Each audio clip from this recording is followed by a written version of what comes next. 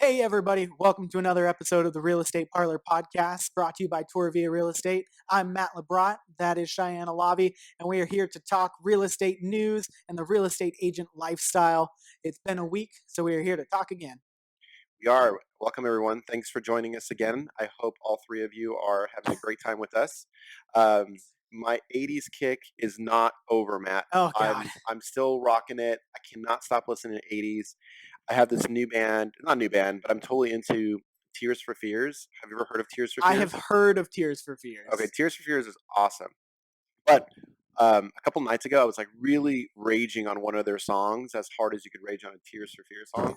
And so I find myself on Amazon late at night. It's probably 2 in the morning. And why did I buy this? Explain to me why I bought this. The next morning I woke up, I'm like, Oh, I my think I God. made a huge mistake. I told my wife, I'm like, what is wrong with me? She's like, you need to cancel that immediately.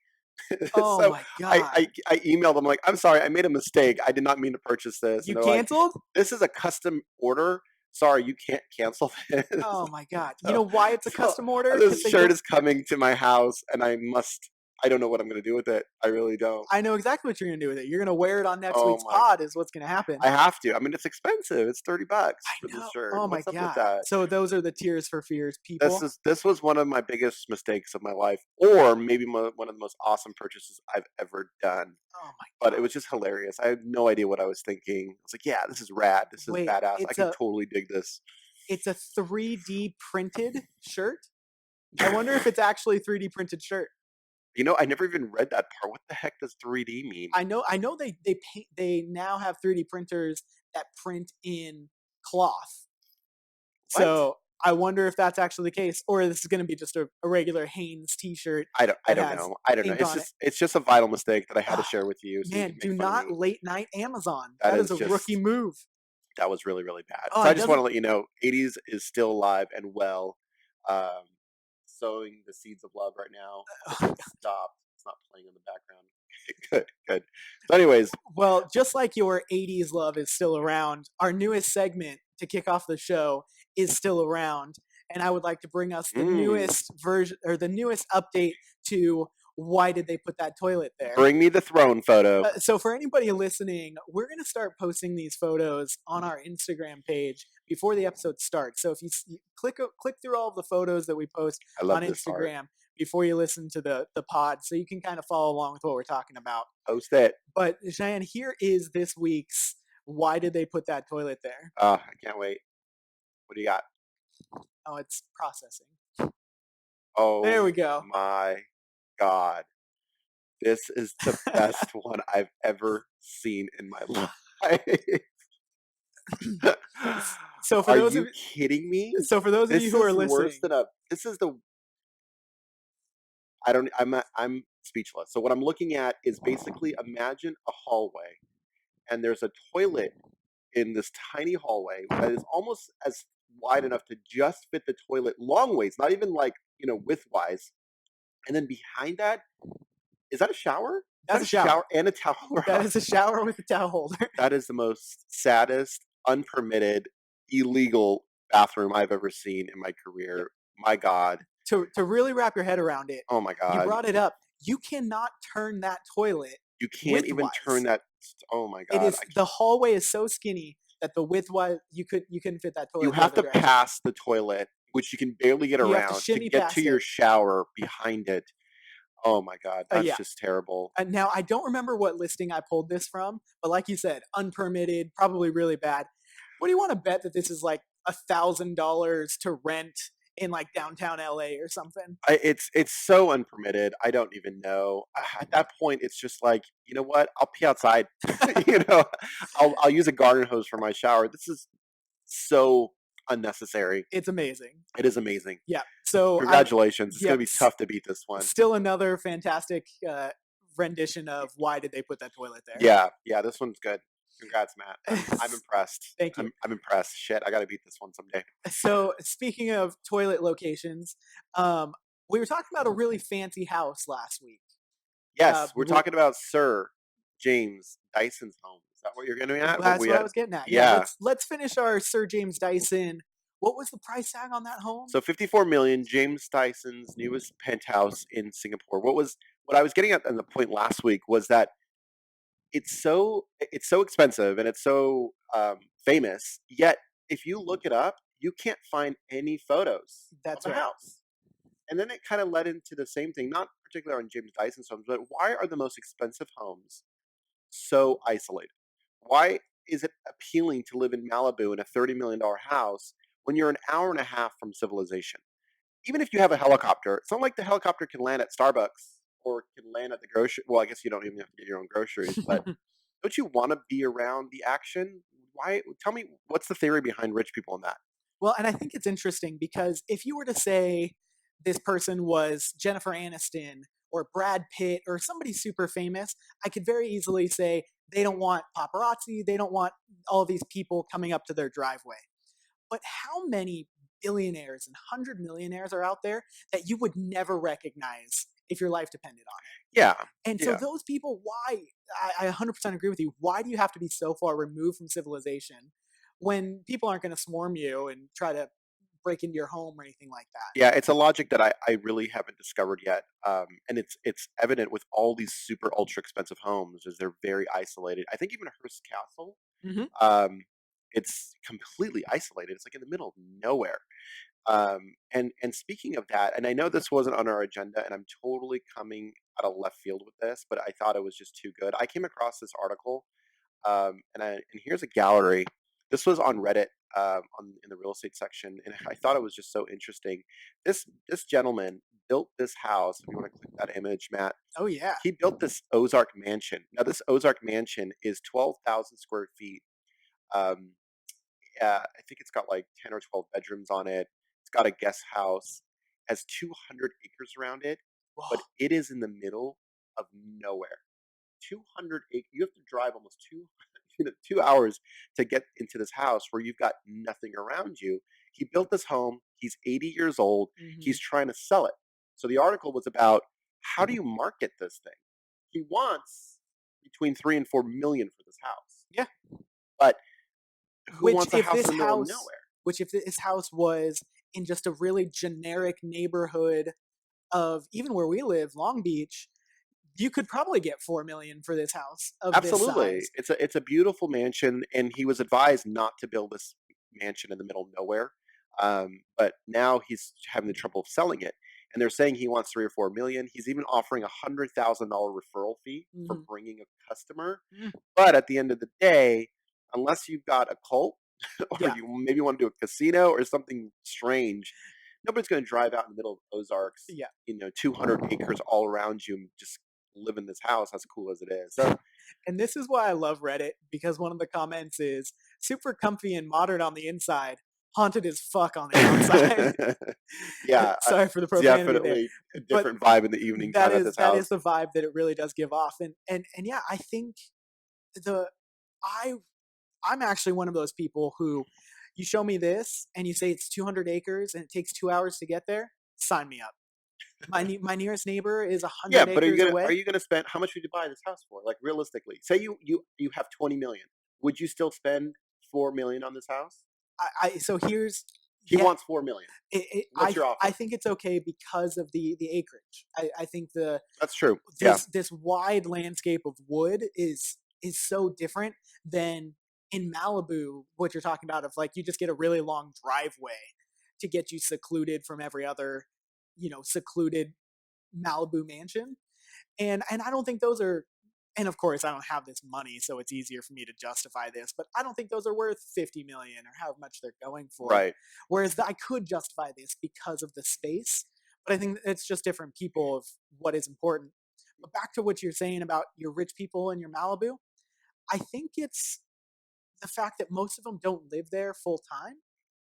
When you travel so much, you're taking your luxury, whatever is it, your limo or your Escalades that are coming to pick you up. Yeah, They don't care. It's just the lifestyle. If somebody is driving them somewhere, that's when they're doing business in the car. And it's just so different versus when you think, oh, I have to go to the grocery store. It's going to take me 3 hours to go to and from the grocery store and get everything that I Yeah, need. I agree. I Yeah, agree. I think you're right. I think it is usually not their only homes, and they're traveling so much that that's their resort. Their yep, home is their resort, and we go to these remote places on vacation. But I guess when their life is a vacation, that's okay. yeah, So yeah. okay, And I so, can live who with that. else just bought a fancy home recently? Who else? Oh yeah, tell me about this.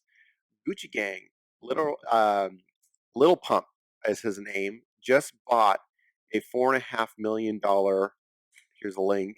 $4.5 million mansion in Miami, Okay, and he's saying that song Gucci Gang. I think he has like one hit. Maybe he has a couple more. I'm not really sure. But he's 18 years old. He just spent 4.6 actually. Original listed for 4.89. It's so funny because this mansion is cool. God, is it worth almost 5 million? I don't know. I think it's a little bit overpriced. But my point was, he's 18 years old. Could yeah. this have been an impulse buy? And what do you think of this mansion? Do you think it's I think worth it's five cool. mil? I think it's so relative. $5 million. Well, this kid is probably spending money like young pro athletes spend money Right. without fully planning all this through.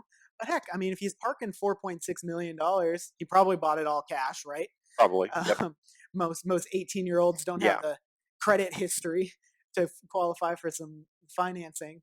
But yeah, he bought this all cash. Sure, looks like a fun place to park 4.6 million. It's also the kind of the phenomenon is the face tattoos. Oh I'm yeah. noticing more and more the rappers must have face tattoos. It's almost like you can't get famous without having some kind of face tattoo going on. Well, you Um, remember Nelly's little Band-Aid that he used to always wear? yeah, This is like the permanent version of that. I want somebody to get but a Band-Aid comes off like that. I want a Band-Aid tattoo on somebody now to Yeah, really just add the permanency to it. I don't know. You know, you're gonna live with this for life. I believe the frontal cortex of your brain is not end developing until you're 27 to 30.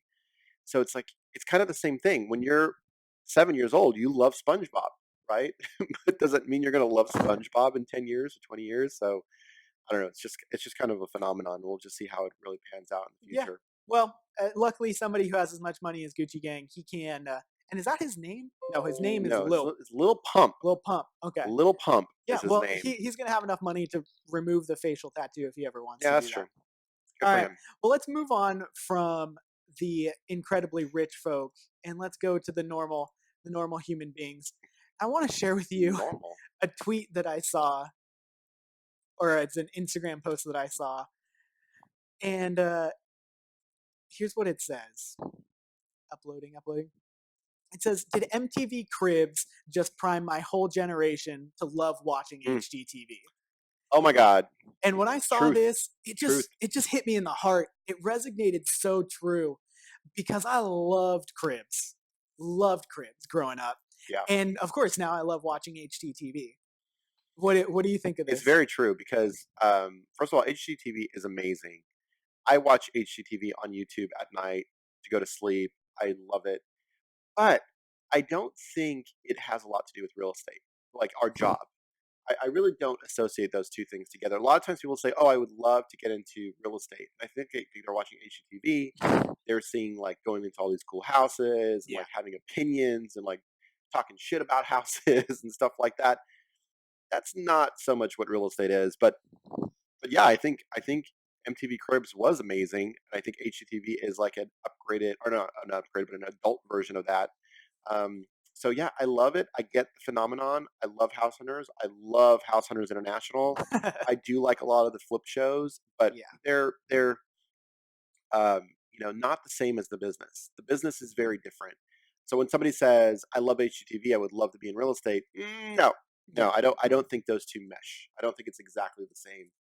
In fact, it might ruin your Disneyland a little bit if you actually get in the business because you'll soon find out there's a lot of grief and a lot of heartache in our business in a commission-driven industry, anyways. yeah. Well, So and I yeah, think since this pod is going to be pointed mostly towards professionals, but maybe a consumer or two will be listening. But the professionals, I think we all know that even house hunters, it's not real. It's fun and it's very enjoyable to watch, but you don't just go to three houses and pick one of the three houses, and you're like, great, this is the one. And I'm fully approved for my financing, and my inspection is done, Oh and all god, of I know. that. That It, would be amazing. it just Yeah. doesn't. It just doesn't work that way. Yeah.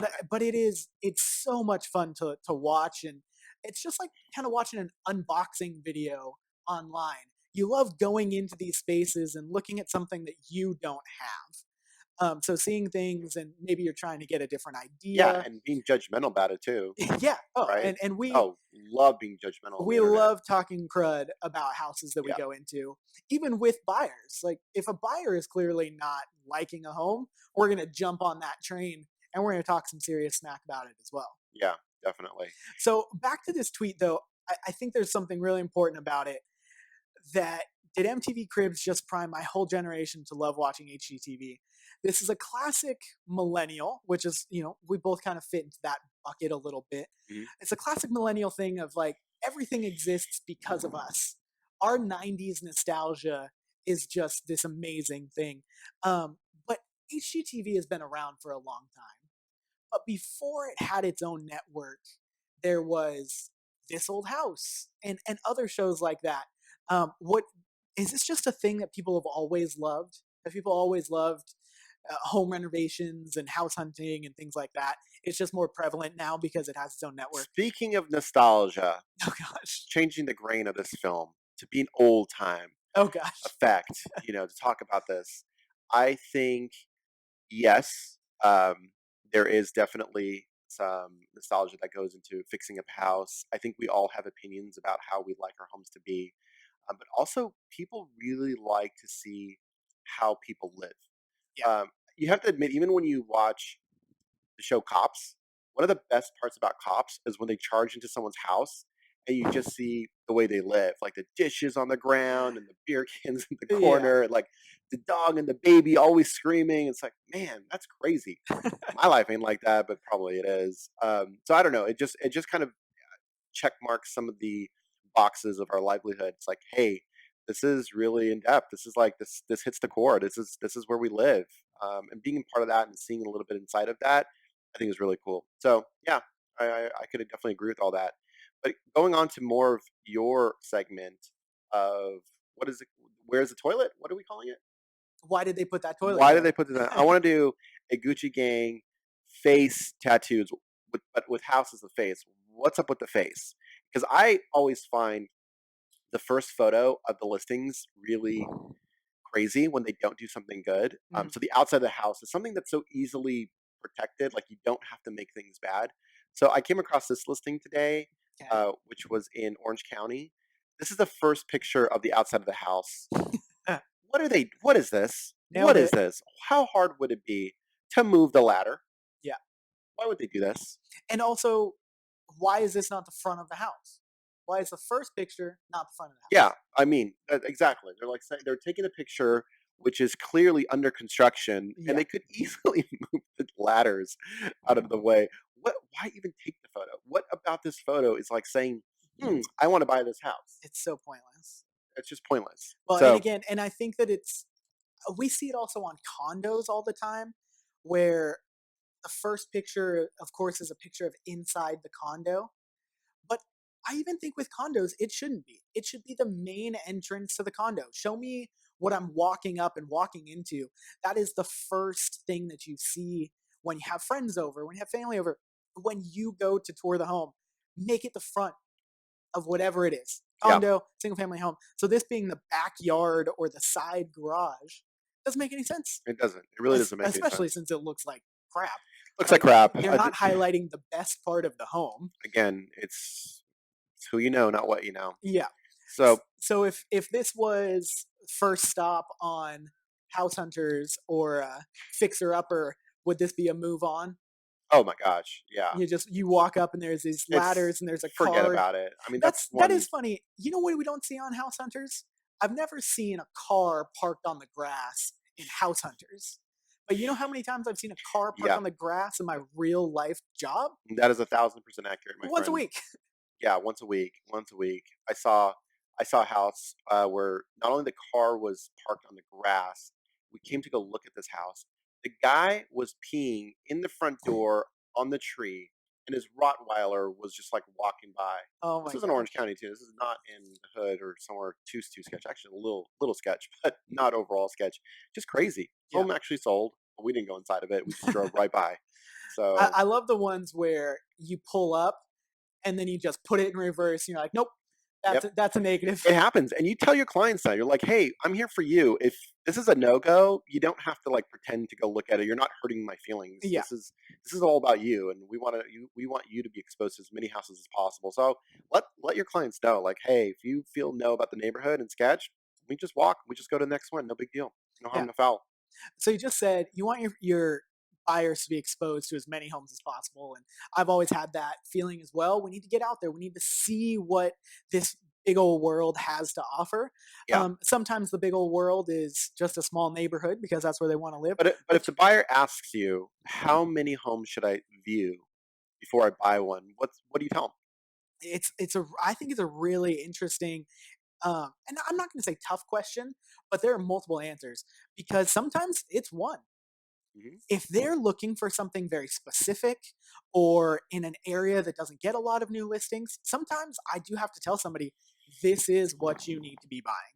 Based Yeah. off of all the discussions we've had and all of that, this is what you need to be buying. But I also, for the flip side, you need to see what else is out there.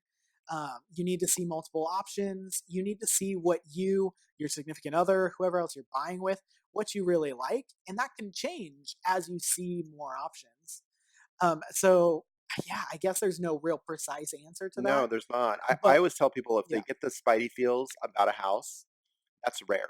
yeah, If you get it a couple times, well, good for you. Great, you've got a couple options. But if you do get that feeling, even if it's on the very first home tour, you have to go with that gut. yeah, Buying a home is unlike buying anything else. When you walk into a dealership or walk into a Best Buy, you're walking out with a product. With a home, you have a long time, particularly almost 3 weeks of due diligence and contingencies to hmm, sleep on it. And if you're not getting more excited about the purchase, then obviously something's wrong and you have the ability to walk away. yeah, But overall, those feelings are rare. And I don't care if it comes on the first home or the 100th home. If you get those feels, you got to act on those. yep, You got to be aggressive. Homes are one of a kind. You may never get those feels again. And I remember great clients, friends, relatives saw the very first home and told me, I can't buy the very first home. yeah, And I didn't give them the right answer. And I said, well, okay, that sounds logical. Let's keep going. And then, yeah, of course, the next weekend they go, we got to get that house. We got to get that house. Guess what? Sold because yeah, it was a good house. It was an amazing house. The price was amazing.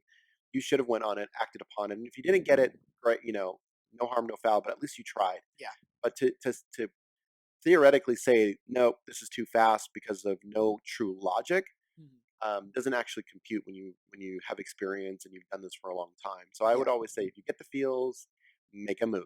yeah. Because your brain does say, I can't buy the first thing that I saw, Right? but why? Why? Why? You may Why have can't you just buy it? happened to find the best thing that, again, your search parameters aren't as big as you actually think they are as a buyer, right? When you Yeah, first start looking, you think, "Oh my gosh, I pull up Zillow and there's 500 homes in the market that I'm looking for." Well, take out 50% for price, totally. 30% for size, 10% for bedroom count. You're left with 10%, maybe even less than that, Yeah, that might work for you. And that's not including your style choice. right, So, like right. you said, yeah, if you walk into something, you're like, oh, well, this is great. How many people walk into a home and say, this is great? Again, in the real world, not on house hunters. Because when they walk in on house hunters, they're like, oh, we see the potential here. Nobody ever walks in house hunters, or it's rare that walks in and say, this is a pile of shit. We need to get out of here. Yeah, Whereas that happens all the time totally. in the real world. Yeah, I think that's great, and I'll take it even a step further than what you just did. I've lost clients because we didn't pull the trigger when even I knew they should have. Yeah, I know what's out there. We as professionals know what's out there. So when I bring a client to this first place and I say, this is great for you guys like it, we really need to put in an offer. And they totally. say, no, we need to see more options. We go out the next weekend. I toured with this couple for about a month, and eventually they just said, like, things have gotten worse. Like, our options have gotten crappier as we go through. And then we lost them. They started renting. And of course, hopefully they'll come back next year, but Right. that's risky. Yeah, That exactly. how many things can happen in a year somebody loses their job, anything changes, they break up, anything Totally. like that. So, And that's why sometimes you have to walk that fine line between making an offer and actually buying the home. So I always tell them, hey, even if you guys are not 100% sure about this house, let's make the offer yeah. because we want to get our offer in as soon as possible so there's less competition, hopefully. And also you can think about it. And then I have the separate conversation of the deposit. And now you're going to give me a deposit. Now we're Hmm. going to have a real conversation that you really want this home. And if you want this home, this is what it's going to take, and here's the risks that are involved. And at that point, we'll very much say like, no, we made an offer just to make it, but we're not really interested. And that's good. You can Hmm. back out, no harm, no harm, no foul. Yeah. But you didn't lose an opportunity to get something. But how many times I can't even count people have made an offer that were just kind of lukewarm about it, and then the next day they're like, what do they say? What do they say? What do they say?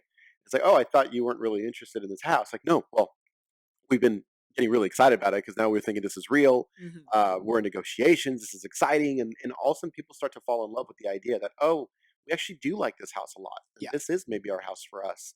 So I always encourage my buyers to be aggressive and at least make offers because there's no harm with just making an offer. Yeah. The harm comes in once you put a deposit check, you have mutual acceptance, escrow's open, then it's not something you are warm about. You got to be pretty hot about it and want to actually see this thing through Yeah. because buying real estate is hard.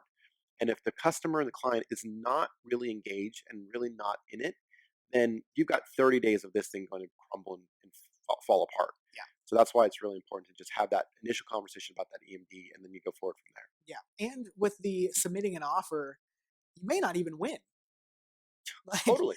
if it's a shot in the dark, like, oh, we think we're interested in this one, like, but we want to see some other stuff.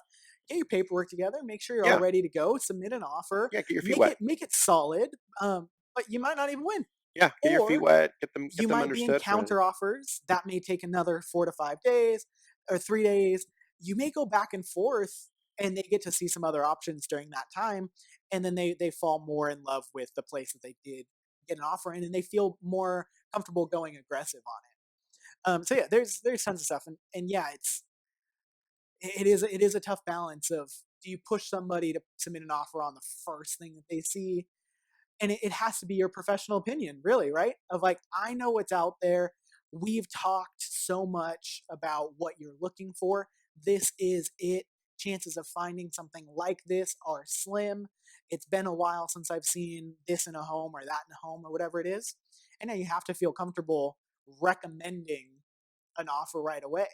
Yeah. If they're not comfortable with it, that's something different. If they truly say no, I don't want to do 100%. that. I mean, great, 100%. you move on, and hopefully you can find them something else. In that instance, you really hope you were wrong, right? Right. You hope that, oh, we saw this other thing next weekend. It's way better. Great, Yeah. you move on. So, Okay. all right, well, why don't we switch gears completely?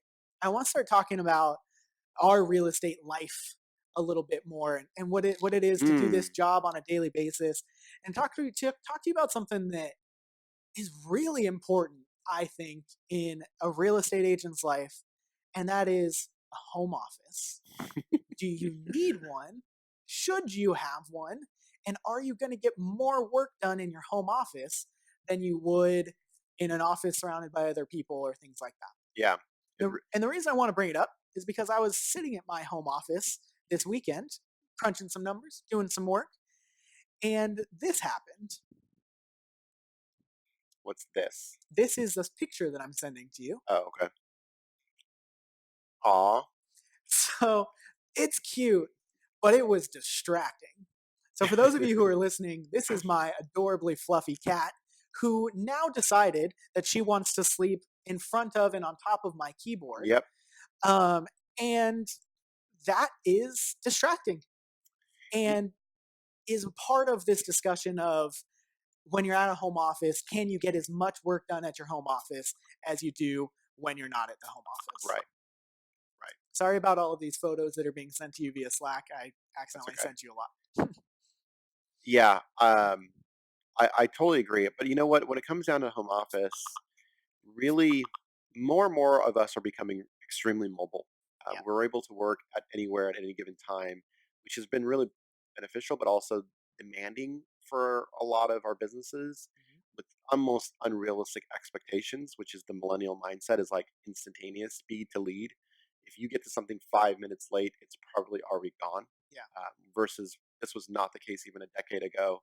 You could call maybe a day or two later, you could call somebody back and still do a deal or do a business transaction. I don't care if it's pool service, lawn service, buying a car, whatever it is. It seems like you have to be on it instantaneously.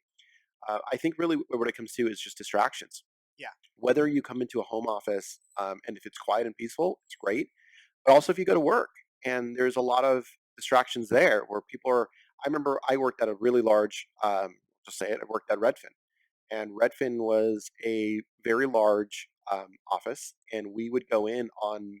They didn't call it mandatory, but we had office days that were every. I think it was every Tuesdays. Hmm. No work would be done.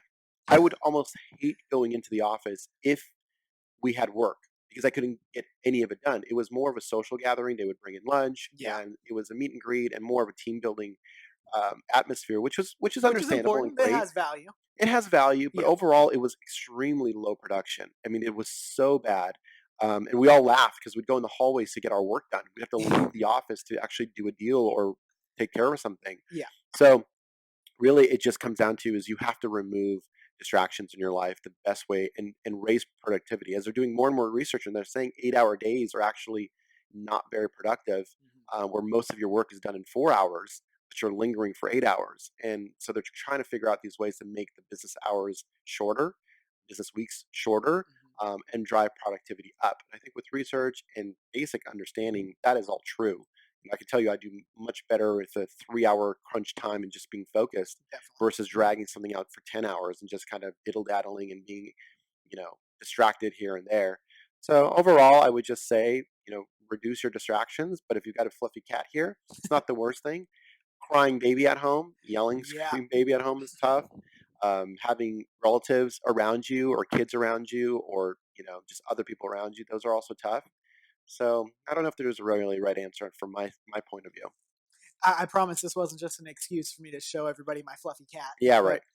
Adorbs. I think the other thing that I will talk about the home office is I do like being able to go into my home office, do 2 hours worth of work, and then cut it, and then just go right back to being at home, doing laundry or doing whatever. But I have to dedicate that time. I have to say, this is what I'm doing. So if we're going on like a little bit of an advice train, you got to have a plan. Don't just go sit in your home office. Don't have your video game set up in your home office as Yeah, well. Like dedicate the time. Say this is the stuff that I'm going to get done. Do it and then leave because or else you say, "Oh, I worked for 7 hours today." Did you? right, Did you sit in your home office right. and watch Netflix or whatever? Exactly. Because that's where it's different. I think task lists. I don't want to get too far off topic. I'll just take a 30 seconds on this. Task lists are really important. So I have a task list that I need to do, and I call it hyperfocus. And I need to get hyperfocus on these 4 or 5 tasks, in which I usually set up the night before. And if I don't check them off, I feel like I have an itch under my skin, Yeah, and that's really what I get down to. And it becomes a habit, not the habit of what tasks they are because they change every day. But I have tasks that are hyperfocus, and then I have ones that are a little bit more of a weekly. I need to get to them, and they're just kind of chores or housekeeping stuff. yeah, But the hyper focus stuff are vitally important. If you're not getting to those things on a daily basis, you really need to step back and say, like, what are my distractions? How do I avoid these things? yeah, And how do I become more productive? Because it doesn't mean if you work 8 hours a day, you're great and you're doing well. You can work 1 hour a day, but if you're being way more productive on it and removing your distractions and just getting hyper focused, you're really going to see a lot more output. And I yeah, mean, output equals dollars. So yeah. I think that's really important. And with that, before we move on to the next thing, I will throw something out there for the new people, the newer agents that are out there. And I will say one thing that I really like about coming into the office, and this may be our office specific, but it's not. Other offices will have this as well. Cheyenne and I will be in here sometimes. We're both working on our own separate things. And then I'll have a question being able to look up and ask a professional that question, ask an experienced person that question. Sometimes it's a 2 minute answer. Sometimes we end up talking for 2 hours about this lengthy thing. And now I've just learned so much more that I might not have gotten if I was just doing follow up sitting at my computer at home.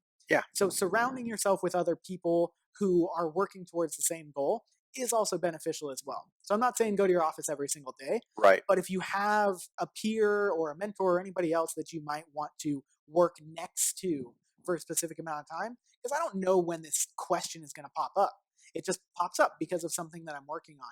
Being able to get my answer right away and have maybe a lengthy discussion about something else is really, really beneficial. Totally.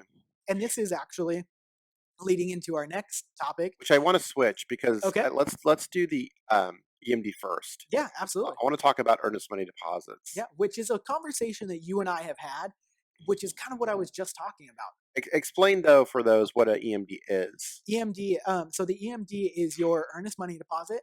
It is what you have to put down once you start escrow to show commitment. Yeah. Really is. Show it's You're also known putting, as good faith. yeah, In your good good faith. faith deposit, and that's really all Yeah. it is. Is you're showing commitment. You're showing that I'm willing to put something up to lock this house in. So it's a contract just between Right. I us. got a contract. Yeah. Mr. Seller, take your home off the market. Yeah. Here's in good faith, take this money and give me the opportunity over the next 15, 30, or 45 days to buy this home. Yeah. And that money is essentially there as a placement showing that you are serious and you're not just yanking their chain, and it gives them some liability. Could you call it real estate layaway? You're putting your home on layaway. You're like, no, I promise I'm Yes. going to pay the rest of this. Right. Here's some money to show that I am committed to paying the rest of this. You definitely can, There you but go. it I'm gonna really call it comes that. down to Yeah. is what is the appropriate amount Yeah. for an EMD. So the California contracts are maximum of 3%. So if you're signing a car form, which is our traditional forms that most realtors sign, you can't hold more than 3% if they sign the arbitration and the initials on, I believe, page 6. Mhm. So if they sign those and initial those, you can't hold more than 3%. Great. I mean, that's still a lot of money, Yeah. but overall, what do you like to write your contracts for your buyers? And on the listing side, is that any different for you? Well, yeah, I think it's interesting because as the seller, you'd say, well, max is 3%. Great. I want 3%. I want full commitment that they are going to buy this home. But what's the difference between 3% and 1%? Am I not as committed because I put 5,000 instead of 10 or Right. 15,000? Yeah. I'm still able to pull the ripcord at almost any time that I want as the buyer. You don't get my $15,000 until I've fully removed all contingencies. And any agent that removes all contingencies before having everything fully locked down is making a really hefty bet there. Yeah. So yeah, I always write my contracts at 1%. Just to start out. Yeah. I say 1% as the EMD to start out. I agree, and I usually don't even like ever passing 2%, but I think there's a default by all listing agents. They always go to 3%, Yeah. and it's like, look, these are if something goes wrong, that's a lot of heartache, but that is somebody's true money that they are losing, and as long as they weren't being um, vicious and they really didn't have any intentions to buy your home, Yeah. well, they're that's hard-earned money, and you have to be a little bit respectful. And things go wrong, and usually it's not even the buyer's fault Mhm. because typically it's their financing. Everything's fine, and then the lender was not good and forgot to calculate something or forgot and missed a condition that was very relative for that loan to go through, and that does happen.